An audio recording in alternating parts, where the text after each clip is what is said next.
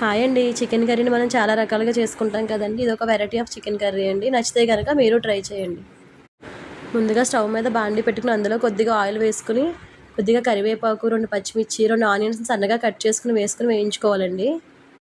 అలాగే నేను ముందుగా ఇందులో ఒక స్పూను పుచ్చపప్పు, ఒక హాఫ్ స్పూన్ గసగసాలు నానబెట్టి ఉంచుకున్నానండి. వాటిని మెత్తని పేస్ట్ లాగా పట్టుకున్నానండి. ఈ కర్రీకి పేస్టే స్పెషల్ అండి.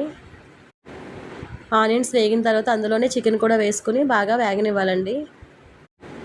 చికెన్ కూడా మగ్గిన తర్వాత అందులో మనం అల్లం వెల్లుల్లి పేస్టు, కొద్దిగా మసాలా పౌడరు, ఒక పావు స్పూన్ పసుపు, సాల్టు, ఒక 2 స్పూన్ల దాకా కారం వేసి ఉడకనివ్వాలండి. ఇది కాస్త ఉడికిన తర్వాత ఇందులో మనం ముందుగానే పేస్ట్ చేసుకున్నాం కదండీ పుచ్చపప్పుని, దాన్ని కూడా వేసుకుని కూరకి సరిపడా వాటర్ వేసుకుని మూత పెట్టి ఉడకనివ్వాలండి. కూర దగ్గరగా అయ్యేంత వరకు ఉడికించుకోవాలండి.